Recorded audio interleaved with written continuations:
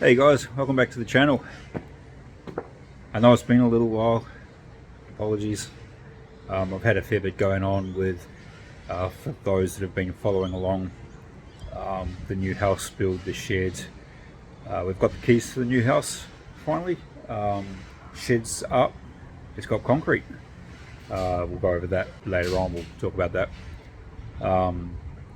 I've been going between the houses doing stuff at this house, the old house and the new house. Things like you might notice the new fence, new colour fence here, just stuff like that. But I've been pretty busy and haven't really had too much of an opportunity to do car stuff. Last night I got in late to Adelaide from 2 flights from Wellington. I've been back in New Zealand for the past week, seen my family for the first time in 5 years, most of my family. And caught up with some friends from school, my best mates from school, who I haven't seen in 25 years. So it's been a lot going on, so I'm trying to keep up, trying to catch up. But today's a good one, today's a big one. Something I've been waiting for a little while, and it's well worth the wait. But in the back of the Colorado there, I've got the new front end for the Coupe. So I'm going to do some cleaning up in here, make some room, and I'll get that out and we'll have a look.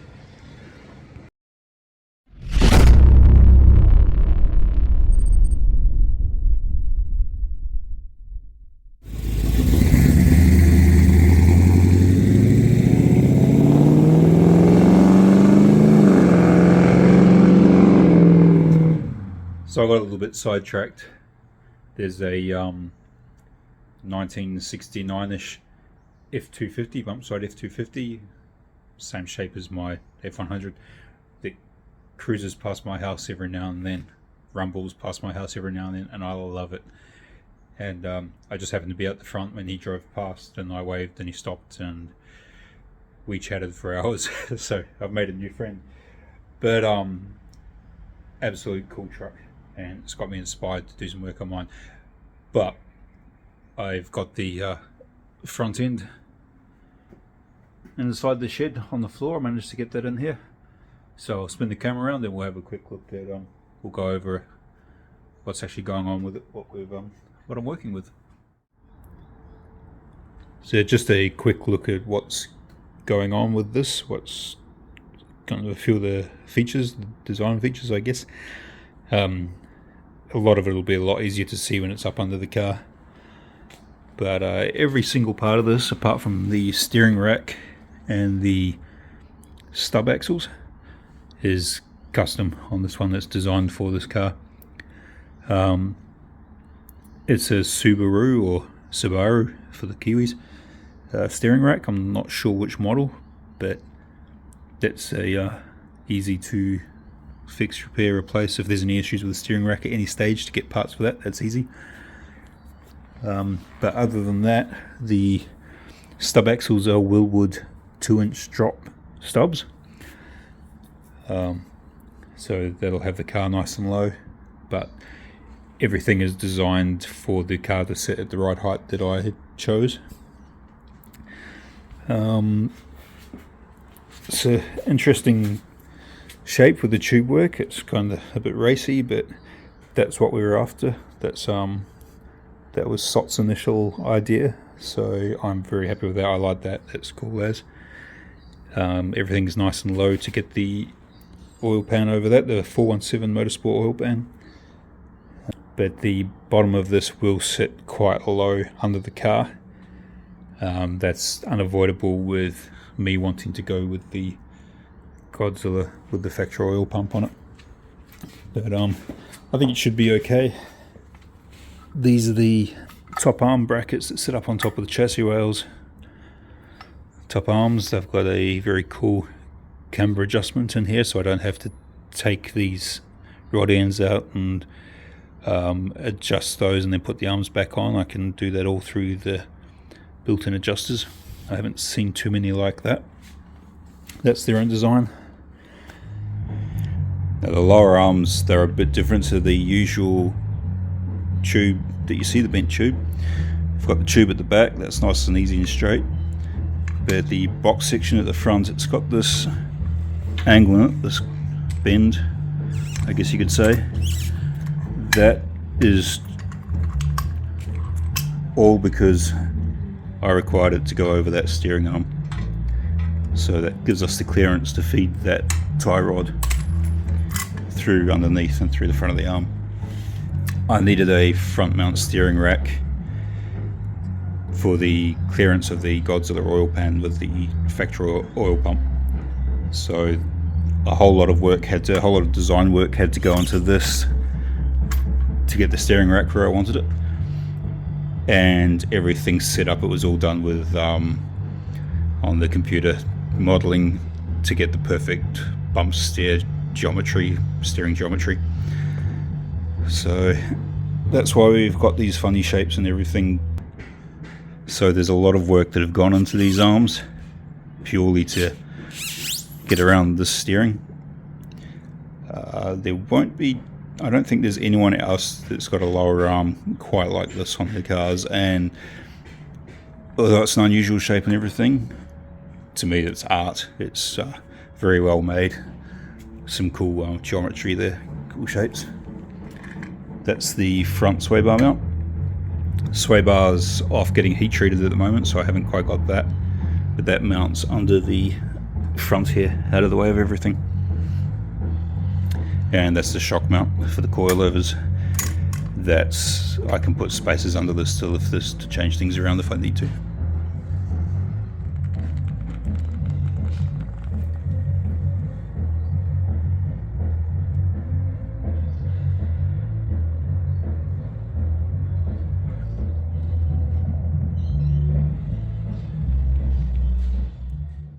So these are the spindles. They're a Willwood piece.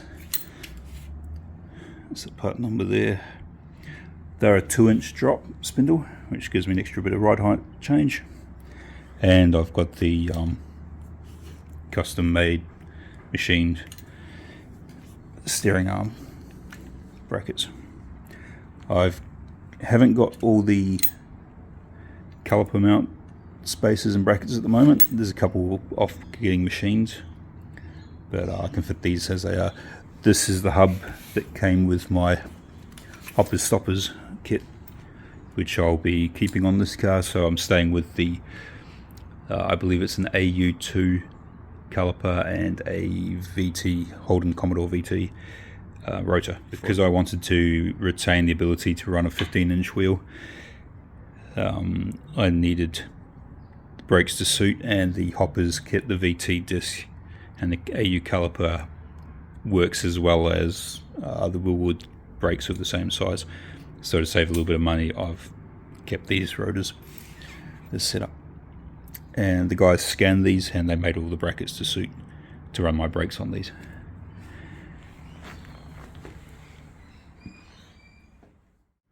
The upper arms and brackets I've just got loosely sitting in place at the moment. These top bars here, they're just spaces between the two uprights. Just a fairly standard curved tube, bit of strengthening through here, some bracing. As I put all this together, some of it will make a lot more sense. I think it's fairly straightforward. It just looks really cool. So the front end is just in place at the moment, held in with some G-clamps. I wanted to put everything in, make sure it's in the right spot, make sure my measurements are correct. One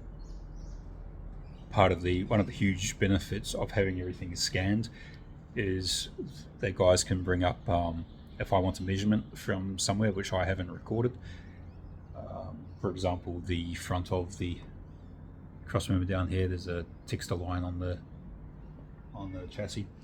You'll see that again. They can just bring that up in the computer, 2 clicks, and I've got a exact measurement. So I've put it in. It's just loosely in place. The bar I've got under here, the aluminium square, that's a 100mm block there. So I've kind of not been stressing, but I've been a little bit worried about the how low this is going to sit, because I was adamant that I wanted that supercharger sitting under a standard bonnet.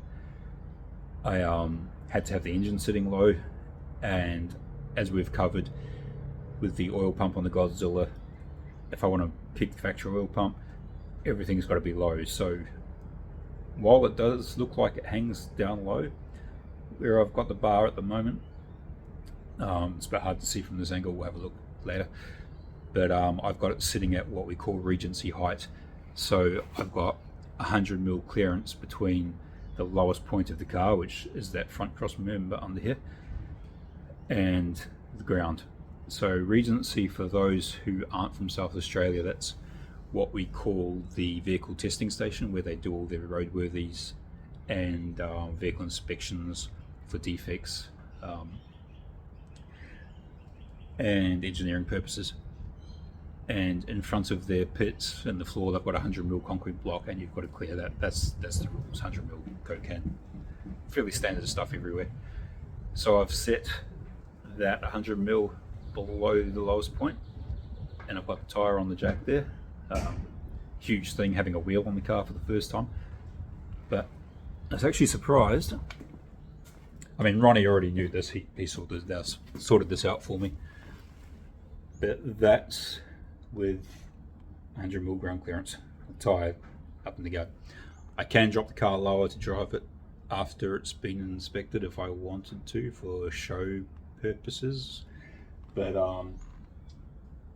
if that's Regency height or my legal height there, I'm happy with that. I'm very happy with that. That is with a 17-inch wheel, I think a 25-inch tyre, and I do run the 15s with a fairly tall tyre on it, so I'll put one of those on and have a look. But it may sit a little bit higher in the front when it's all legal or set up for inspections. But overall, to get that big engine and the supercharger under that factory bonnet, stoked. So let's turn this around and have a quick look.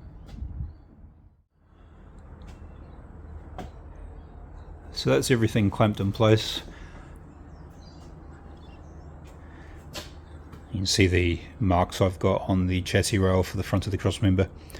So Ronnie was able to give me exact measurements from the front of the crossmember to the front of, or the back on spots on the radio support panel. This has remained a standard in the car. This hasn't been touched, so we can take points off bits that haven't been cut to locate everything. And then I've got a measurement from the front of the crossmember to the front of the upper arm brackets. So I wanted to put this in, make sure everything was in the right spot, put the guard on, put the wheel on, get a visual for the wheel sitting in the middle of the wheel opening, so it all looks like it's supposed to. But what I can do now that I know everything's in the right place, I'll climb under the car and through the top of the crossmember plate, I'll mark on the chassis rail where the holes go for the bolts, so I can put the load plate inside the chassis rail.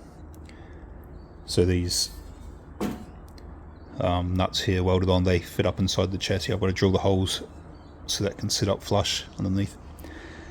And I can drop the crossmember. I'll take all the arms and everything off. I'll drop the crossmember down, bolt this to it, set it up in place, and then I can tack this in.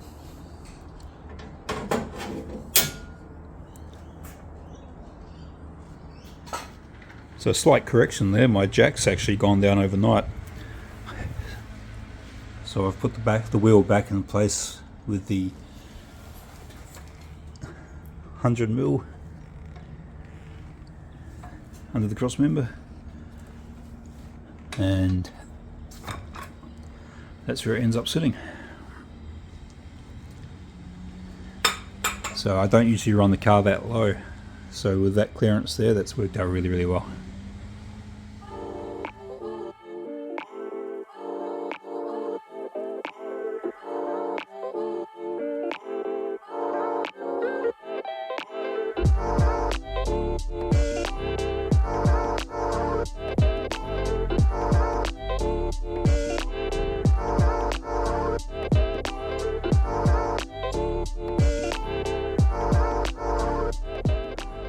Well, after a lot of stuffing around with various drills, step drills and large drills, I've got the 8 holes in under the underside of the rail for the captive nuts on the load plates. They're all ready to go. So I've just put them in place to make sure everything is still good. I've got the holes in the right place and everything's all lined up. So now I'll take all this out and I'll put some weld through primer on the back of the plates and on the chassis rails, and then I can set this all up again and I can put some decent tacks on everything and get these plates in place. There's a look at the actual cross member without the steering rack in place, the work that's gone into it with fabrication on this thing.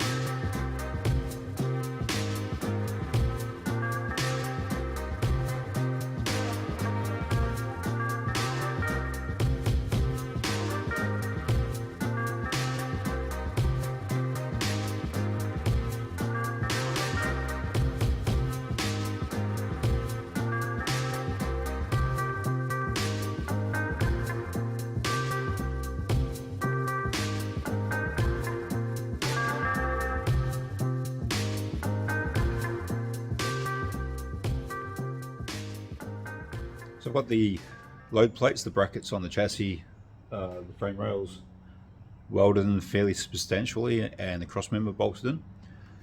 Now, you may have noticed I'm using the TIG welder. I'm not a TIG welder. Friday night, I went to tack those brackets in after setting everything up, spinning all day, making sure everything was spot on. And then my MIG ran out of gas. And the gas suppliers I use aren't open Saturday mornings. But I've got the TIG sitting there. I'm not good at it. This was kind of throwing myself in the deep end and watching some videos last night and talking to a friend who does this for a living who gave me some advice. I won't mention his name. He doesn't watch my videos. But I've got the cross member bolted in place now.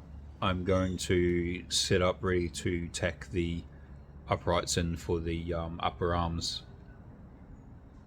Now, I wanted the cross member in there because A, to measure everything is in the right place, and B, stop any movement in the rails when I'm welding. The uprights I'll see how it go, but I'll tack them in place first. And before I set those up, or start setting those up, all the filler pieces that I'm putting in the plates, I'm going to get them soaking in the hydrochloric acid to get all the mill scale off them and clean those up. And then once I've tacked the uprights in, I can put those plates in and start making this thing look a little bit more complete.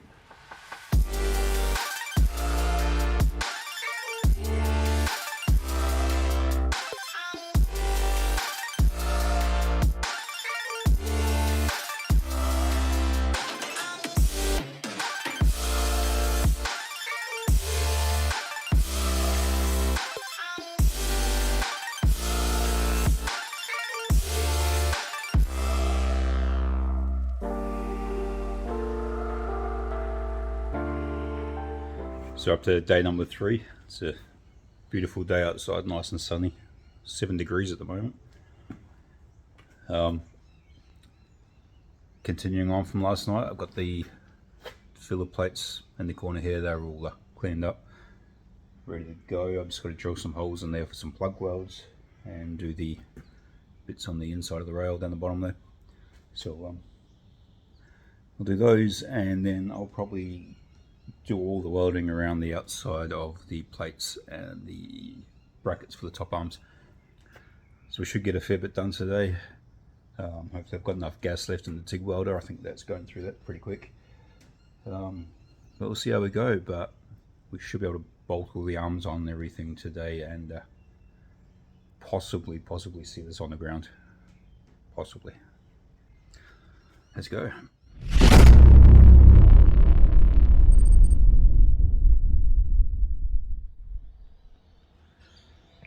So last night, Sunday night, I had the plates on the rails all set up, ready to go. They're all prepped, all the weld through primer, everything in place, clamped up. I tacked one in out of the 4 that I had to put in, and then my TIG welder ran out of gas. So that's both welders. So it's Monday now. I've just been down to my gas supply. I've got both bottles refilled or swapped over. Both welders all set up and ready to go. So I'll have another go. Let's see how I go.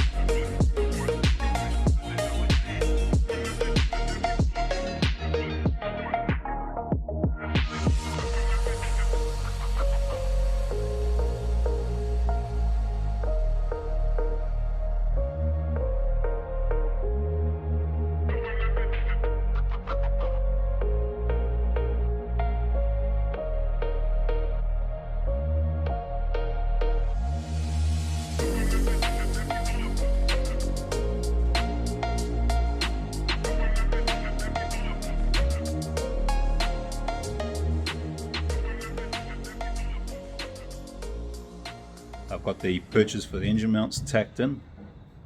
Next step is I'm going to drop the cross member out and fit the trans, put that in place, and then I can lift I'm going to put the 417 oil pan onto the Godzilla, and I'll drop that in, bolt it up to the trans, sit that down on the engine mounts and or the brackets, and make sure everything's in the right place.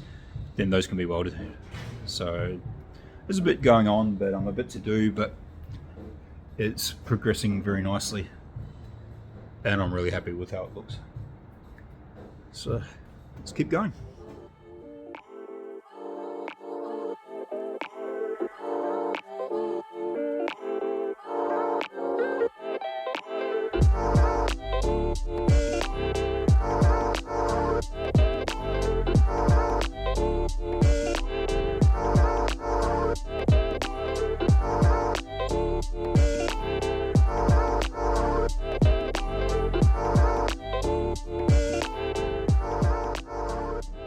The power glide up in place and the 417 oil pan bolted to the engine. I've got you'll see that closer in a minute, but I've got my homemade modified engine balancer lift plate mounted on top of the engine, so I'll see how that goes. But yeah, ready to drop in.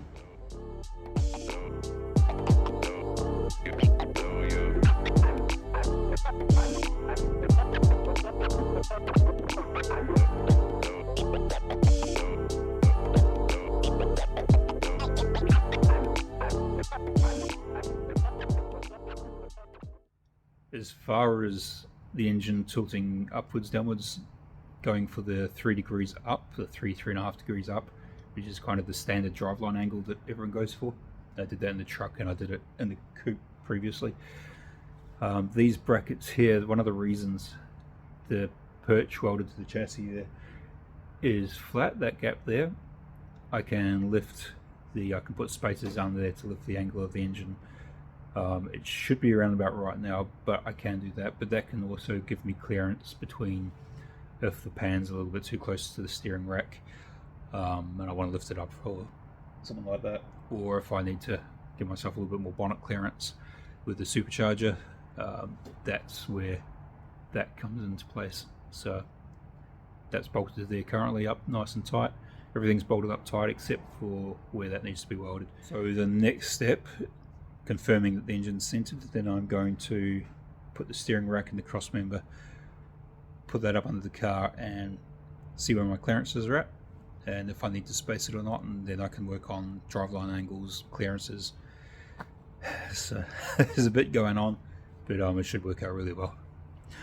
So I'll get on with that.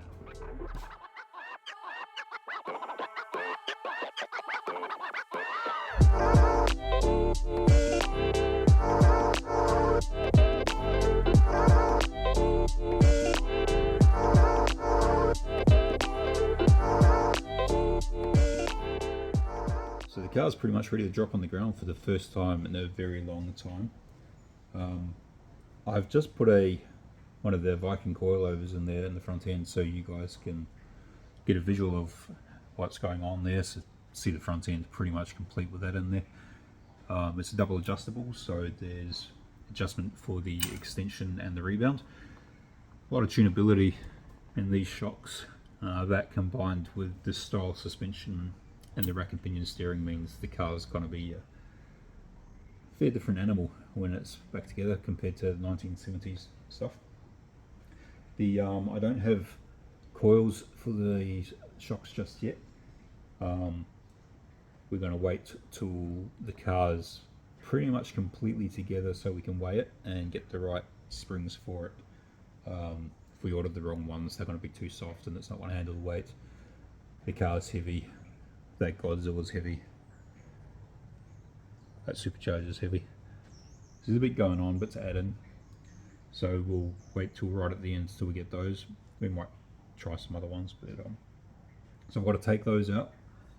And Ronnie made up these for me. These are just basically a spacer that goes in place of the shock. So the suspension is locked in place and we can drop it on the ground. And so I'll do that now and we'll get it off the stands and maybe even roll it outside. I'm excited.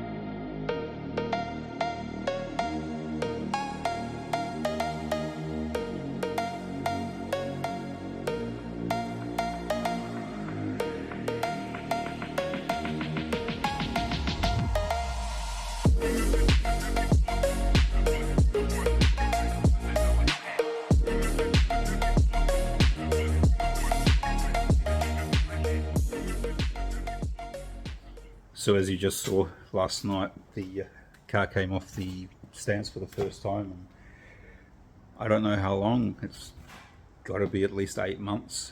That's probably the last time I posted a video, but sorry. But yeah, seeing it back on the ground, I've pretty much fallen in love again with this thing. It's with the 7.3 in there, the Whipple sitting on top, how it's sitting, all the new front crossmember and everything, sort of reminded me just how cool this thing is and how much I love it. So it's sitting pretty much spot on ride height. I think you can see it there. There's this 100mm block sitting under the crossmember.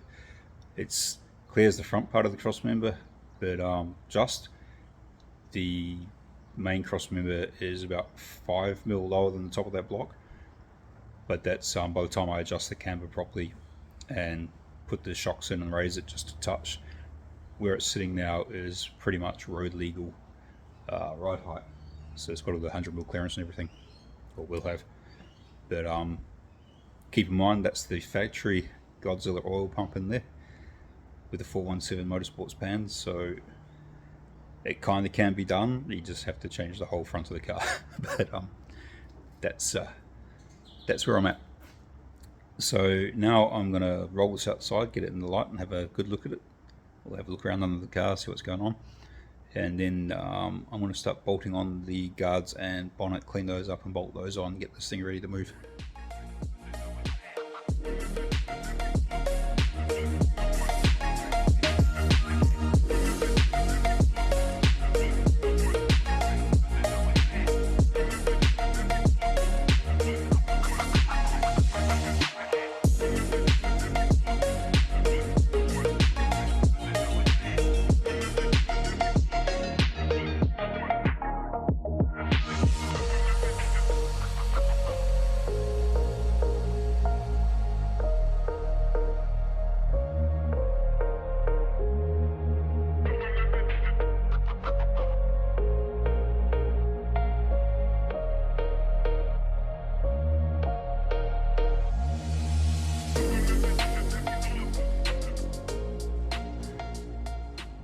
So with the guards on now, we can see exactly how it's going to sit. I moved the car a little bit so there's no posts and everything in the way, just me. But that's where it's sitting now. That's pretty much how I like the car sitting. Well, it's exactly how I usually have the car sitting. I like having the back low and the front up a little bit. I like that stance.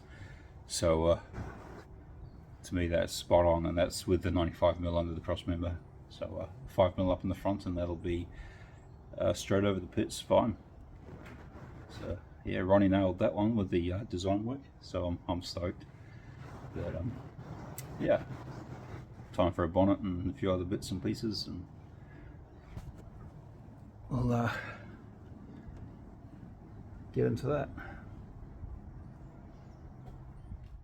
So yeah, I'm absolutely stoked with what the guys have come up with down at Speed Garage.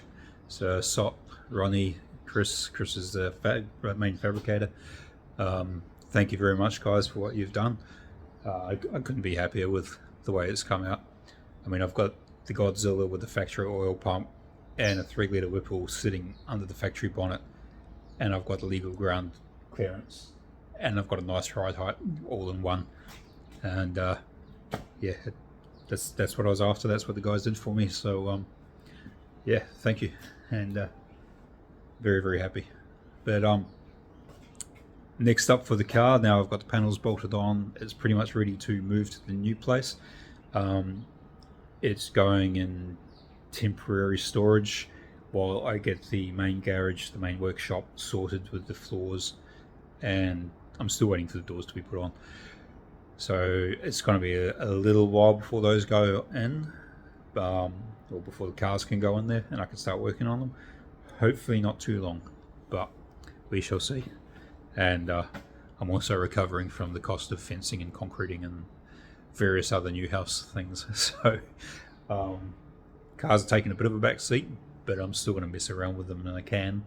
The truck behind me here, I'm going to throw panels and that on that for that to be able to be moved and make it easier for me to transport things. But yeah, so hopefully updates not too far away, but I'll keep you posted. But thanks again for coming back, watching. Please subscribe if you haven't, if you want. And yeah, I'll talk to you guys soon. Cheers.